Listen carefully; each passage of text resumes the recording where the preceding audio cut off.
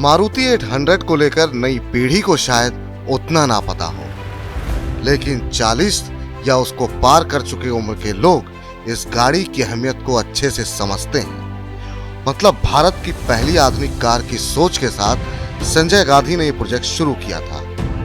Maruti company की नींव रखी गई।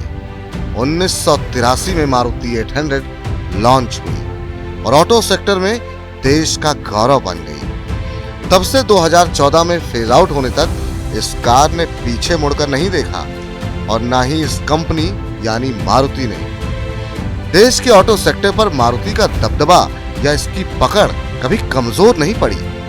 हाँ, अब आकर यानी 2021-22 में मारुति सुजुकी इंडिया का मार्केट शेयर घटकर 43% पर पहुंच गया है। एक अपवाद के तौर पर 2013-14 में जरूर मारुति की बाजार हिस्सेदारी गिरकर 42% पर आ गई। अब इन्वेस्टर्स के मन में सवाल पैदा हो रहा है कि क्या मारुति में ये सही मौका है एंट्री का? क्या कंपनी पहले की तरह आगे भी कमाई कराएगी? और इस राह में क्या अड़चनें हो सकती हैं? तो शुरू करते हैं। पहले देख लेते हैं हालिया वक्त में इसके शेयरों का क्या हाल रहा। मारुति का 52 हफ्ते का हाई 9,050 रुपए का है, जबकि इसने रिकॉर्ड हाई 20 दिसंबर 2017 को बनाया था और तब शेयर 9,996 रुपए 40 पैसे पर पहुंच गया था। 13 मई को ये लुढ़क कर 7,101 पर आ गया। तो मौजूदा वक्त में मारुति के शेयरों के परफॉर्मेंस से उलट ऐतिहासिक तौर पर देखें तो कंपनी ने तगड़ा रिटर्न निवेशकों को दिया है। जून 2003 में आए मारुति के इशू प्राइस से 13 मई 2022 तक कंपनी के शेयर में इन्वेस्टर्स 56 गुने से ज्यादा माल पीट चुके हैं। अब अगर रिकॉर्ड हाई से यही चीज कंपेयर करें तो रिटर्न का ये आंकड़ा 80 गुने पर पहुंच जाता है। यानी मारुति ने निवेशकों को जमकर रईस बनाया है। दरअसल अंधाधुंध रिटर्न का ये सिलसिला तो मारुति के इशू आने के साथ ही शुरू हो गया था। इसकी कहानी ये है कि साल 2003 में 125 रुपए के इशू प्राइस पर सरकार ने OFS के जरिए IPO में 25% हिस्सा बेचा था। तभी इशू 13 गुना ओवर सब्सक्राइब हुआ था। 9 जुलाई 2003 को 125 रुपए वाला शेयर लिस्टिंग के दिन 164 रुपए पर बंद हुआ, यानी पहले ही दिन 31.2% रिटर्न इन्वेस्टर्स ने कूद दिया था। साल 2003 के अंत तक ये शेयर 375 रुपए पर पहुंच गया था। ये इशू प्राइस से 3 गुना बैठता है। तो इस शेयर में आगे क्या होगा, इसे समझने से पहले मारुति की मजबूती और मुश्किलों दोनों को देख लेते हैं। पहले बात करते हैं मारुति की मजबूती की।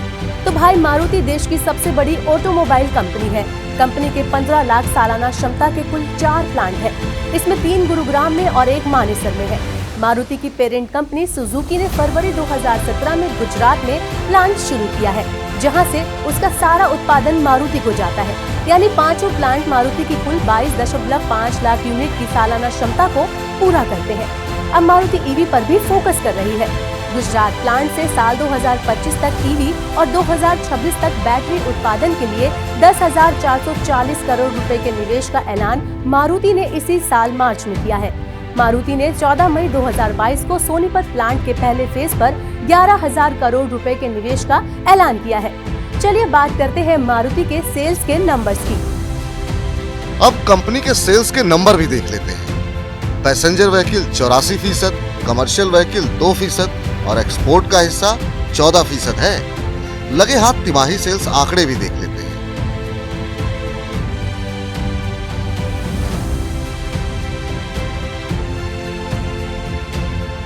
तो चलिए फटाफट ये समझ लेते हैं कि आगे के लिए ऐसे क्या ट्रिगर्स हैं जो कंपनी के कारोबार और इस तरह से उसके शेयरों पर असर डालेंगे। अब बात आती है चुनौतियों की। एक बड़ी चुनौती ईवी गाड़ियों की ओर शिफ्ट होने की है। टाटा मोटर्स के मुकाबले कंपनी थोड़ी सी पिछड़ती भी नजर आ रही है। अब मारुति के शेयरों के बही खाते को दूसरी ऑटो कंपनियों के साथ भी नाप तोल लेते हैं।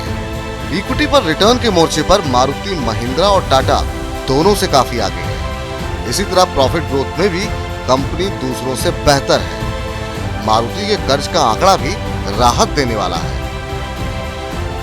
अब बात आती है कि सारे आंकड़े और गणित तो देख लिए, कारोबार की तस्वीर भी समझ आ गई, लेकिन ब्रोकरेज फर्म मारुति को लेकर क्या कह रही है, तो बात यह है कि कई ब्रोकरेज हाउस मारुति के शेयर पर बुलिश हैं। कई ब्रोकरेज हाउस ने इसके लिए 10,000 रुपए से ऊपर के टारगेट दिए हैं, यानी अच्छी खासी कमाई की उम्मीद निवेशक कर सकते हैं। ऑटो सेक्टर मौजूदा वक्त में कई चुनौतियों का शिकार है, जिनमें सेमीकंडक्टर की कमी एक बड़ा फैक्टर है। मारुति को इन मुश्किलों के साथ ही दूसरी कंपनियों से कड़ी चुनौती मिल रही है।